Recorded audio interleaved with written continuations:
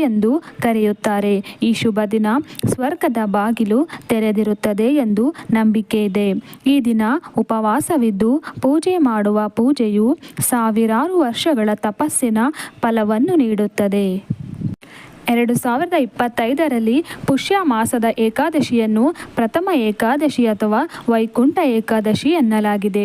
ಪಂಚಾಂಗದ ಪ್ರಕಾರ ಏಕಾದಶಿ ತಿಥಿಯು ಜನವರಿ 9, 2025 ಗುರುವಾರ ಮಧ್ಯಾಹ್ನ 12:22 ಪ್ರಾರಂಭವಾಗಿ ಮರುದಿನ ಅಂದರೆ ಜನವರಿ 10 ಶುಕ್ರವಾರ 2025 ಬೆಳಗ್ಗೆ 10:19 ಇರುತ್ತದೆ. ಸೂರ್ಯರಶ್ಮಿಯು ಭೂಮಿಯನ್ನು ಪ್ರವೇಶಿಸುವ ಸಂದರ್ಭದಲ್ಲಿ ಇದ್ದ ತಿಥಿಯು ಲೆಕ್ಕದಂತೆ ವೈಕುಂಠ ಏಕಾದಶಿಯನ್ನು ಜನವರಿ 10ರಂದು ಆಚರಿಸಲಾಗುತ್ತದೆ. ಮರುದಿನ ಅಂದರೆ ಜನವರಿ 11ರಂದು ದ್ವಾದಶಿಯ ದಿನ ಉಪವಾಸ ದೀಕ್ಷೆಯನ್ನು ಮುರಿಯಬೇಕು. ಈ ದಿನ ದೇವಾಲಯಗಳಿಗೆ ಭೇಟಿ ನೀಡಿ ವಿಷ್ಣುವಿನ ದರ್ಶನ ಮಾಡಿದರೆ ಕೋಟಿ ಪುಣ್ಯ ಪ್ರಾಪ್ತಿಯಾಗಿ ಹಿಂದಿನ ಪಾಪಗಳು ಕಳೆಯುತ್ತವೆ.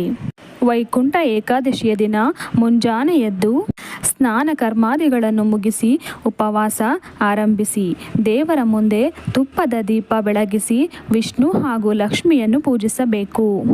ಇಡೀ ದಿನ ಉಪವಾಸ ಮಾಡಲು ಆಗದೇ ಇದ್ದವರು ಹಣ್ಣುಗಳನ್ನು ಸೇವಿಸಬಹುದು.